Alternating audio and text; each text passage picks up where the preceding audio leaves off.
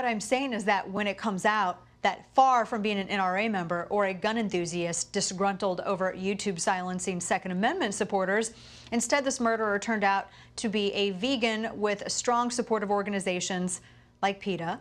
One would hope that the left would at least address the possibility that their narratives got the best of them. But of course, you already know that they didn't. Despite there being zero evidence that the NRA somehow supported any law of any kind that made it easier for this person to get a weapon despite any red flags, despite her habits and hobbies being far more in line with a Michael Ian Black fan than a Dana Lash fan. Despite, while we're at it, no mass shooting of any kind ever has been perpetrated by an NRA member, and in fact, the only time that the NRA ever came close was when a card-carrying member, an NRA instructor, a good guy with a gun, shot the murderer in Sutherland Springs last year. And they're still out there today claiming that it's all our fault, while ignoring that hero.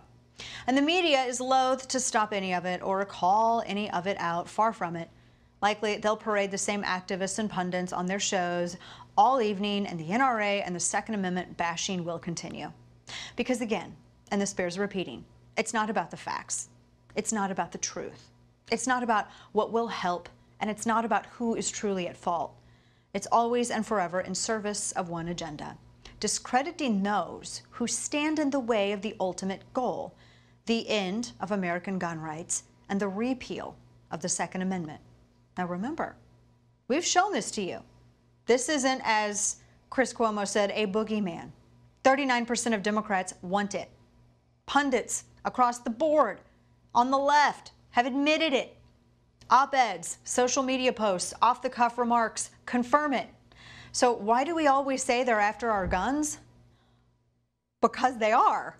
So let me say this: stand up for yourselves, stand up for your rights, boldly call out the liars who claim that there's some less intrusive goal in mind.